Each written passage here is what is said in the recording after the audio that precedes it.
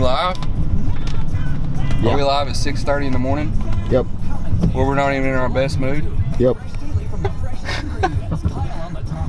Well, we're going to private John Allen National Fish Hatchery, right? Yep. Who we want to talk to up there? Don't ask me names, I'm not ready for that.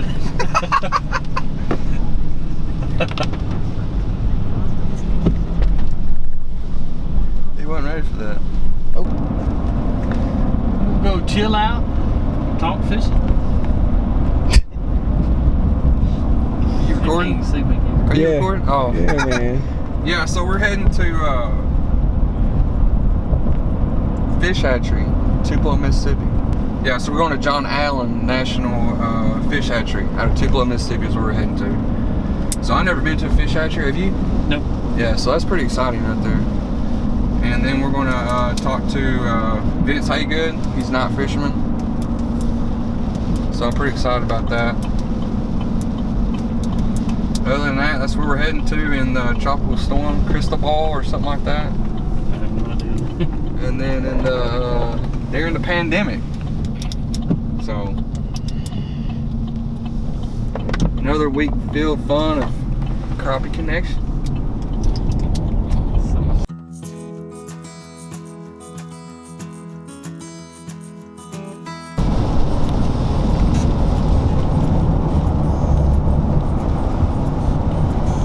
That's gotta be the loudest vibrating phone I've ever seen. That's messed up from the whole water deal.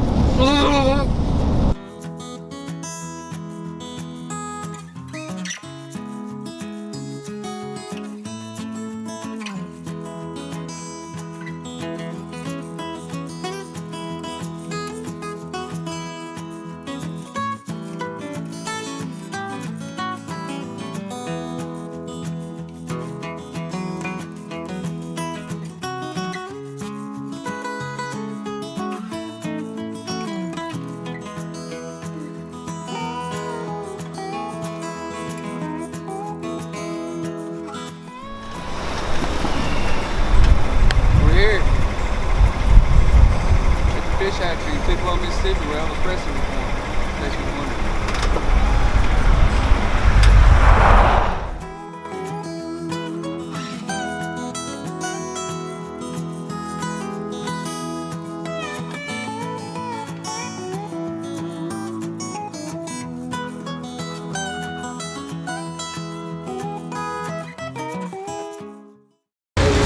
Hey, what's up guys? Crappie Connection here. We finally made it to the Tupelo, Mississippi Fish Hatchery.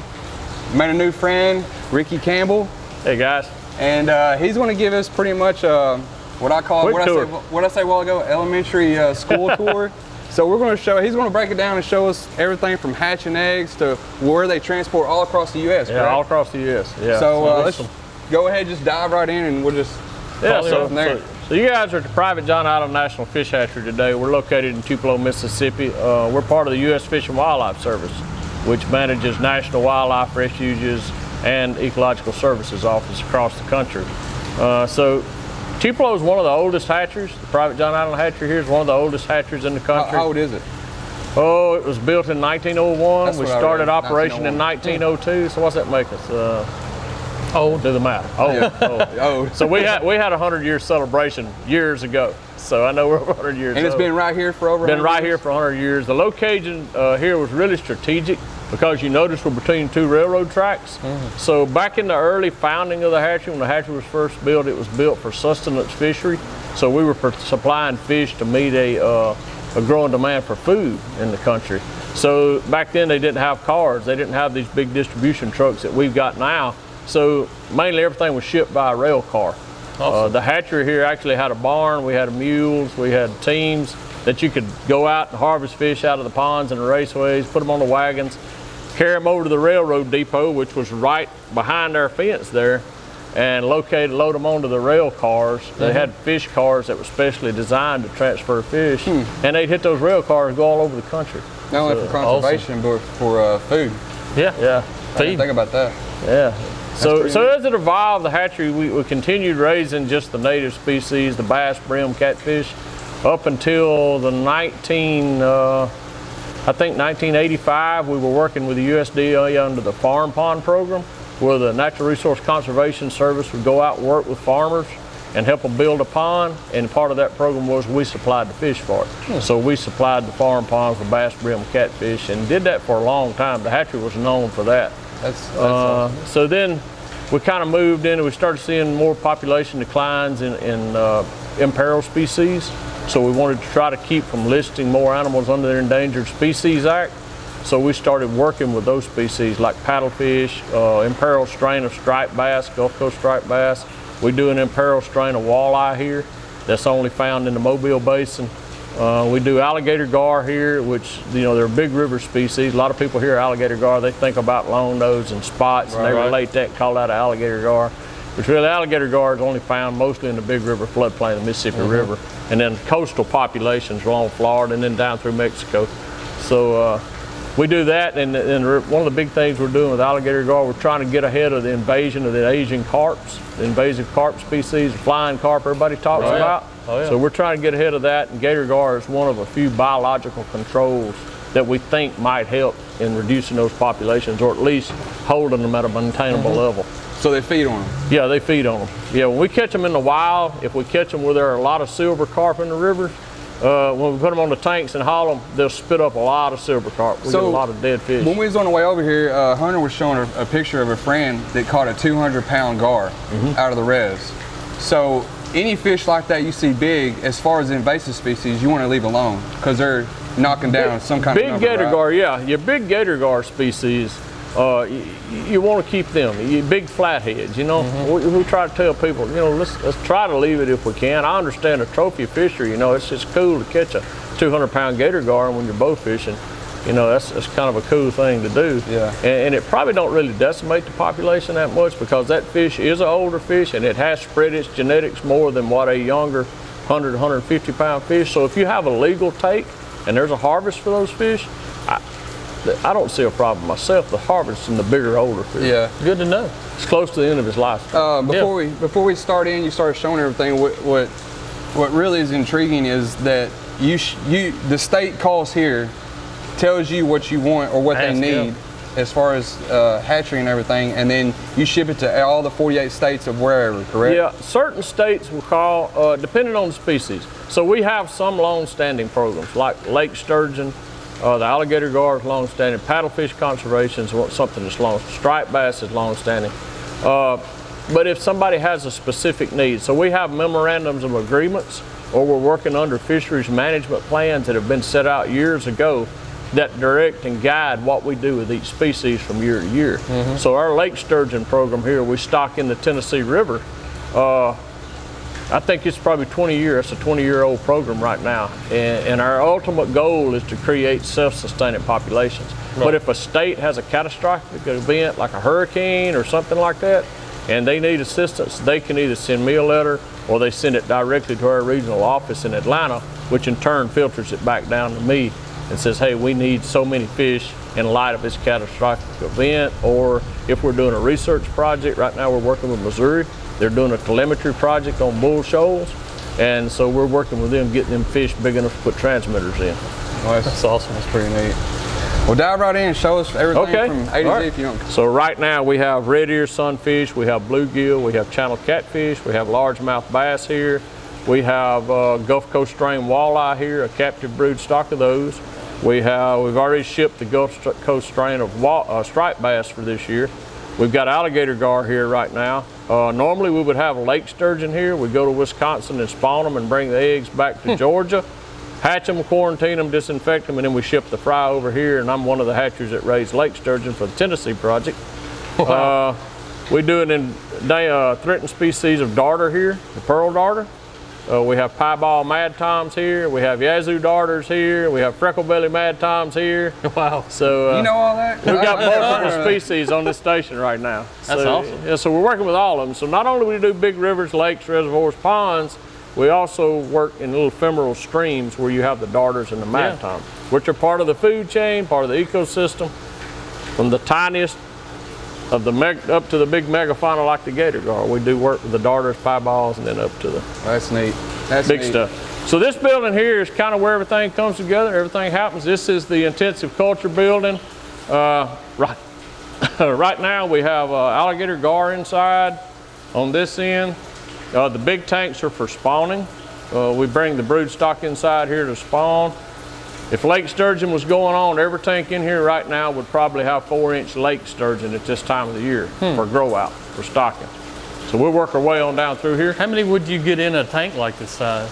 Depending on the species, with lake sturgeon, they pretty much stay on the bottom, so it's calculated by size per square foot of bottom space. So the volume of water don't matter a whole lot to us for the lake square sturgeon. foot. So different species, different thing. Fish that move throughout the water column, you can put more fish in it. So, you know, a tank this size, normally we would hold for fingerlings for production 1/4 pound to a gallon. So all these are volumetrically measured, and my guys know how much to put of what species. Right. So these are Juvenile Gator Gar. They'll be going to Illinois. Illinois is doing a restoration project. Like I said, trying to get ahead of some of the silver carp issues. They've been trained to feed right now, so they're on an artificial diet. I think the guys are going to go through them and grade them out today and take some of the bigger ones out, move them over to another tank. What size will they be when you actually ship them? 10 inches. 10 inches? Yeah, I mentioned management plans a while ago, so that's one of the things, you know, is our management plans tell us what we're going to do. The states, we work with the states, they usually develop their own plans, and in those plans they have set guidelines of how many to stock per river mile, because they don't want to overpopulate a system. And then each one of these fish that go out, if it's an imperiled or threatened species, it'll be marked or tagged. So everything will have a marker on it. We have to be able to go out and evaluate, make sure we're not doing any harm by stocking something in a system. Right. So we don't want to overpopulate or do harm to the existing population. Plus we want to make sure, what are we getting our best bang for our buck? You know, are we putting fish out there surviving? So everything will have a mark on it. Yeah. Now, are you allowed to like touch them, or you want to like keep human hands out of it, or how no, it's sterile, so we don't touch anything. It's sterile. Yeah, okay. it looks dirty, but that's feed on the water. Everything's sterile in here. I got you. So we'll go through this room. This is kind of a neat area.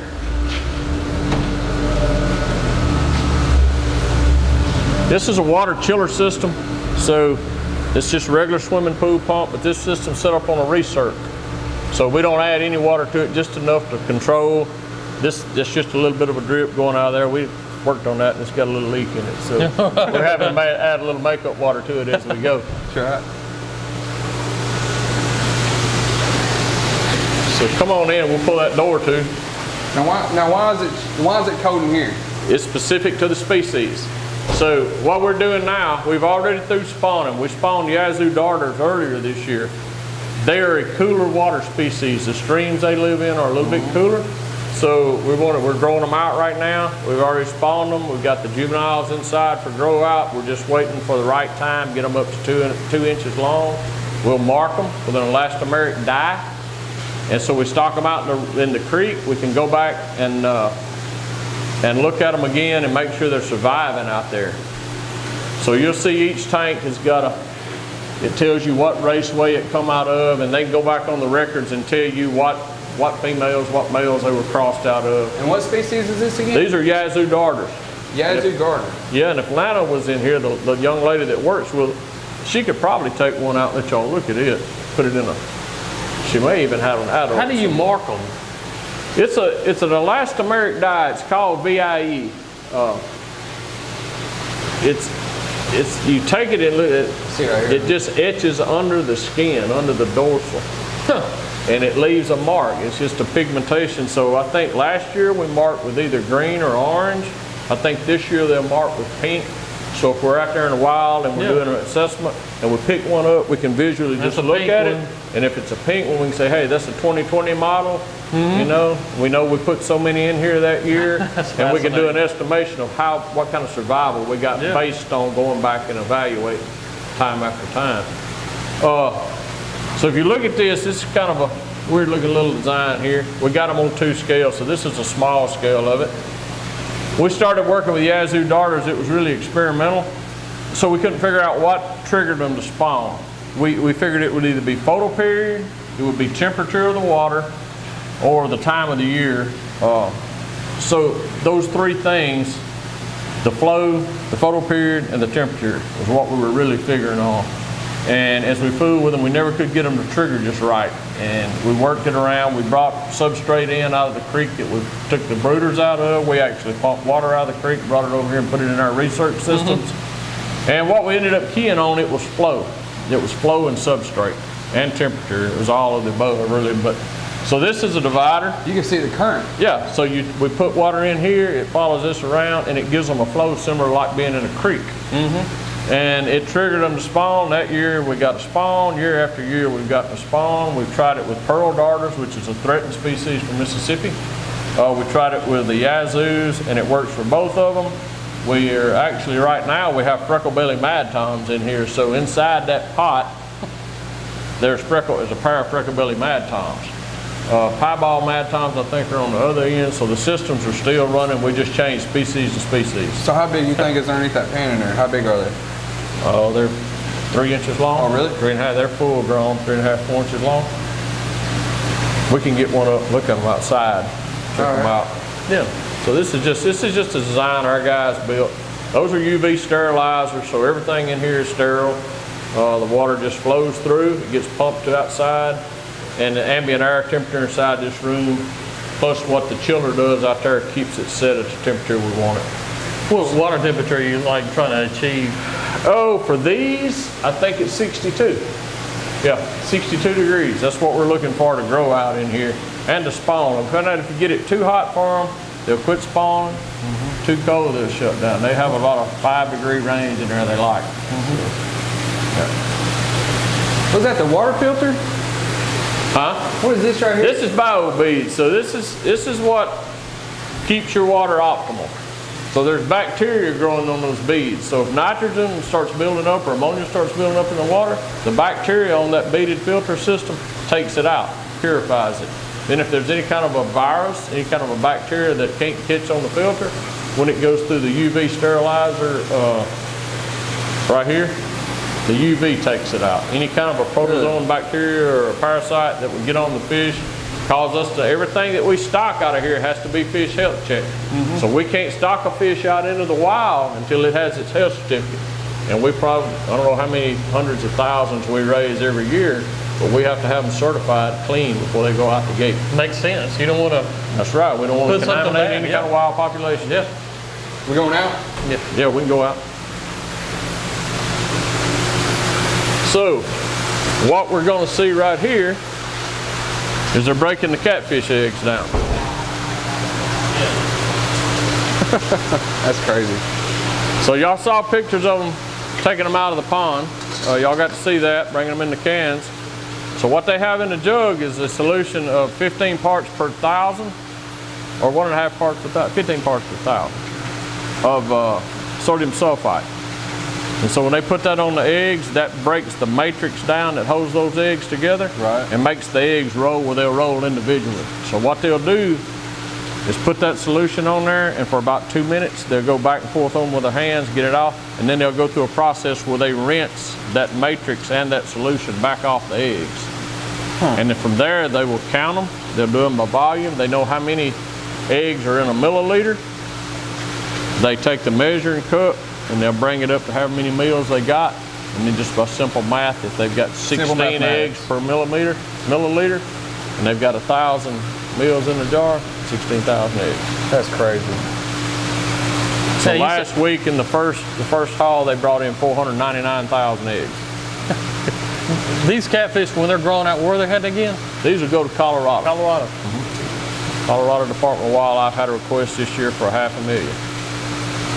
Now, does your truck send them up there, or do they send trucks down for them? These will actually go FedEx, so we'll box them.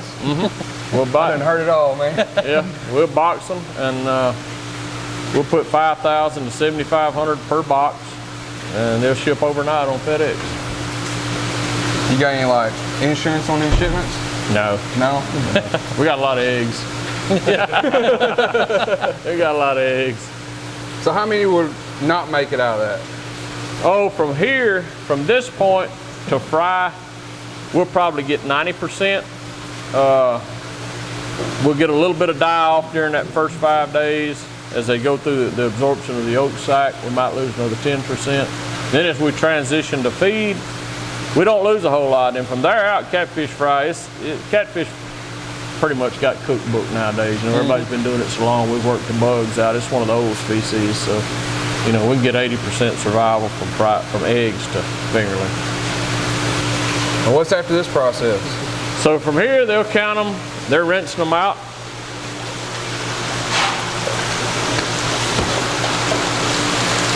So we'll watch Lana, she'll go through the process right here with this jar, this batch. So she's getting fresh water. She's actually diluting the solution of sodium sulfite. She's diluting that down, and at the same time, she's rinsing the egg matrix out. So you can watch right here. You can see this cloudy stuff coming out of the water? I don't know if you can see it that well, but see it right here? The real gray looking. If I could catch some, I'd show you. See the dirty looking stuff? That's the matrix. That's what holds the eggs together. Oh, really? So it's broke it down now. She's rinsing it off. Once she gets it really clean and she's got all those eggs loose in there, she'll count them and put them in the jar. That's pretty neat. They're eyed up. Yeah. I'd put them in a jar by themselves. Y'all stay wet pretty much all day then. Oh man, yeah. At least it's nice outside. So you get the eggs, and then what? We get the eggs. We'll move them over to these troughs. Oh, So I these are can fry. imagine. These are 3-day-old fry. The orange you see in the bottom there. Is 3-day-old. So At you 5-day-old we'll So ship you them. dump the eggs right there Once they hatch. once they hatch. So they'll stay in these jars and hatch. But once they hatch, they move over to the trough. And from here, we'll take them out where we can enumerate them, count them, bag them, and ship them. Now, if we were going to rear them out to fingerlings here, we would hold so many of them in the trough, train them on feed, and once they were 10 days old and trained on feed good, we'd take them out to our ponds and stock them. Be ready for grow out. Let's walk down to the end. I'll show y'all some of the critters we're working with. So these are... Ain't this cool? Get a net here. We'll look at some old brooders. So these, we keep these here just kind of show people when we're talking about gator gar and sturgeon. Let me see if I can get that sturgeon where we can look at him. Maybe he's got a mark on him.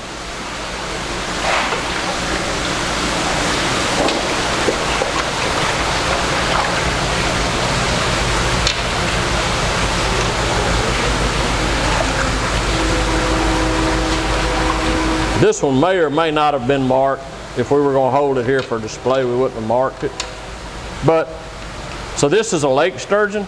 They were native to the Tennessee River, and over time, due to habitat loss, overharvest, overfishing, they went down. They were pretty much extirpated throughout the system. And about 20 years ago, we started up a new restoration project in the Tennessee River, and they're really taking off. They're catching some big fish in the Tennessee River now. Like how big are they getting? We've caught them up to 4 or 5 feet long, but these fish will get up to 200 pounds. Really? So if we're looking at it to evaluate our stocking success, these are called scutes along its side. Yeah. They're bony structures, like a bony plate. So if we were going to stock a certain year class, that would be identified by the number of scute on which side. So I'm not sure how it went, but like in 2002 maybe, we would have took the second scute off the right side. Would have meant to us it was a 2002. This scute will not regenerate. So once this fish is grown, it'll still have this void right here. Really? If that scute's removed, it won't go back. So if a guy's listening in from Tennessee River wanting to catch them, what's the best bait for them? I think that, you know, they catch them with cut bait, which you can't have them in possession. People do catch them now, but it's all catch and release. If you catch one of them, they ask you to report it. There's signage up there on the river at the boat ramps that'll tell you what to do if you catch a lake sturgeon. And it's vital to us. If we could get people to get us that information back, it helps our restoration program that much more. So fishermen are giving us some of the best information we got. Because they'll be out there fishing, you know, catfish on the bottom. They usually catch these things on the bottom. So if they catch one, a lot of the fishermen now have learned they look for the scoop, and they can take pictures of it. They know the number to call. They'll weigh it, measure it for us, and send us information back. That's awesome. Yeah, it's cool. Fishermen are a big help to us. This is a Gator Gar. I don't know that he's going. I ain't got enough net ready to catch him, but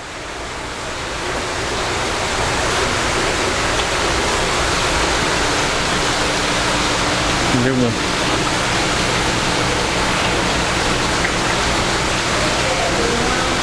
I got him. You ever ate So, one of them? I have. They do that a lot in Texas. Oh!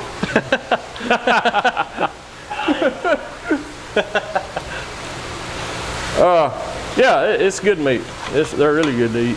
Did you I've had it do several gar times. balls? I've had them eat.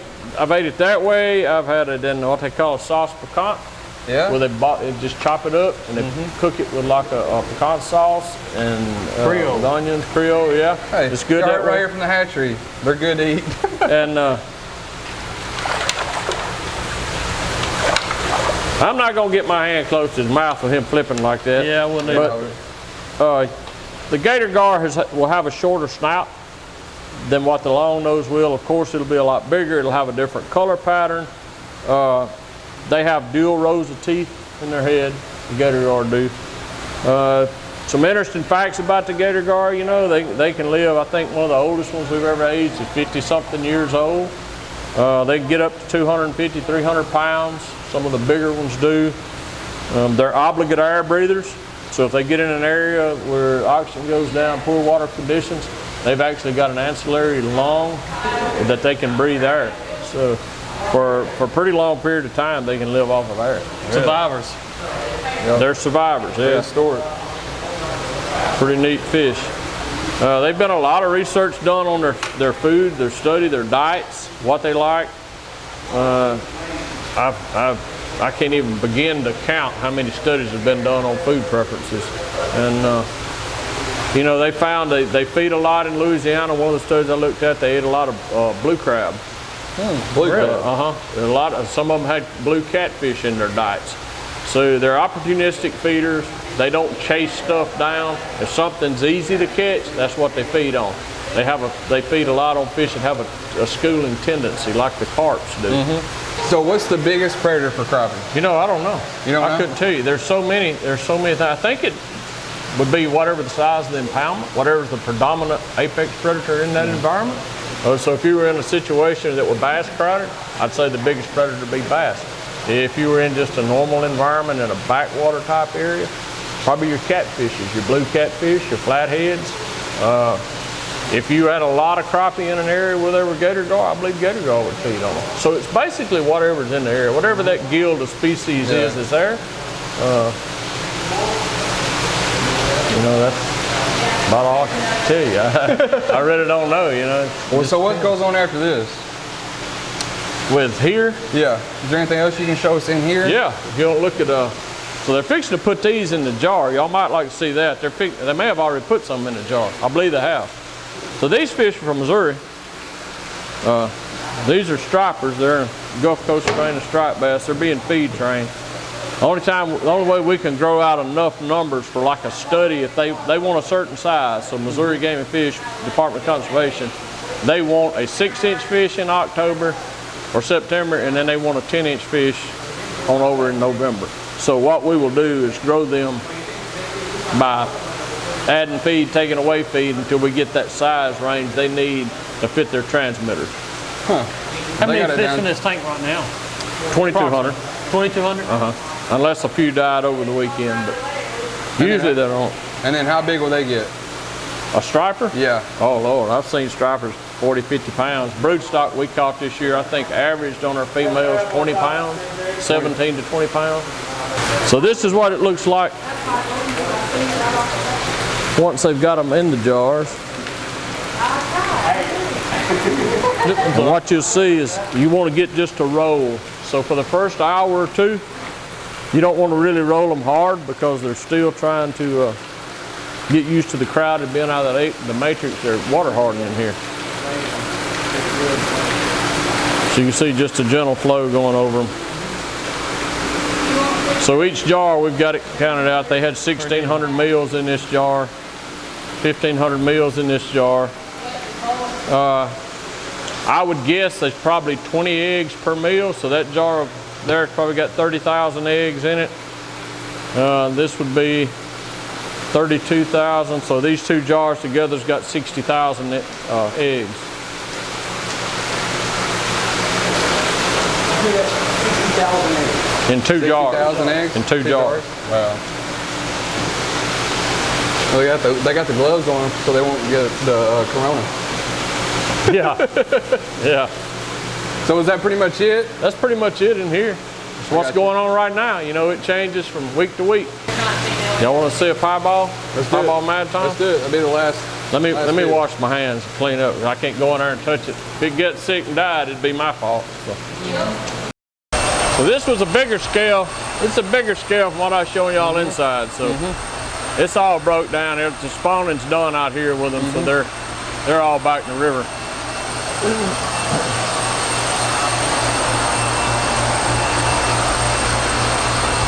So we might be able to see one.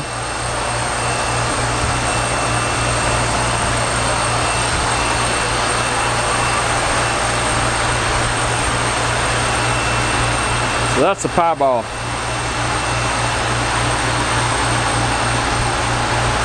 You want to see that? Yeah. Where's it at? On the edge of the pot. Oh, okay. Now those are a catfish. They are called mad toms. They're venomous.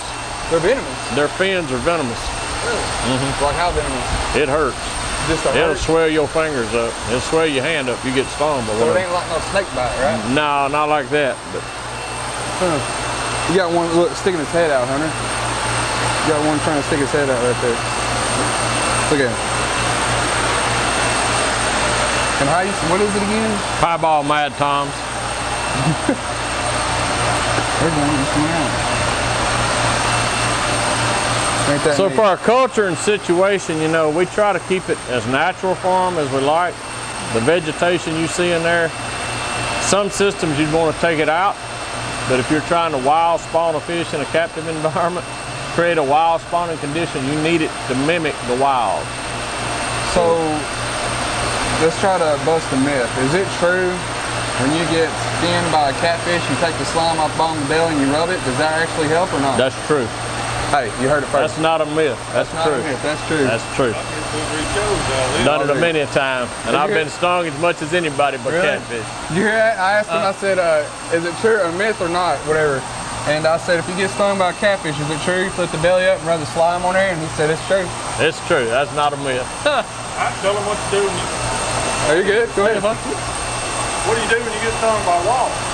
Put your chin back on it. Other than that, though. Draw a circle around it with an ink pen. Josh, why you do that? Yeah, it won't swell. What? It works. That's right. If you get stung by a wasp, just draw a circle around it with an ink pen. Draw it with a black ink pen. Crappie connection, if you get stung by a wasp, start with an ink pen, it's going to fix it. It won't swim. You hear it all here. We learned everything today. Yeah. So is that it? That's it right? out here. Yeah. And thanks so much. Yeah, Yeah. appreciate it, You man. bet. All right, guys. Hey, we're closing up here. Me and Brad, Hunter here at the Awesome. Fish Hatchery. Ricky Campbell here. Ricky, we greatly appreciate it, man. Yeah, man. Enjoyed Thanks. having y'all here. Yeah. So I hope y'all learned something from it. A lot of goes on here through right here out of Tupelo across the whole 48 states. So it opened up my eyes. A lot to it, guys. Yeah, and if you're out there on social media, check out our Facebook page, Private John Allen National Fish Hatchery, PBT period, John Allen National Fish Hatchery. There you Awesome. go. Thanks so much. Yep, appreciate it. Yeah. We'll see y'all.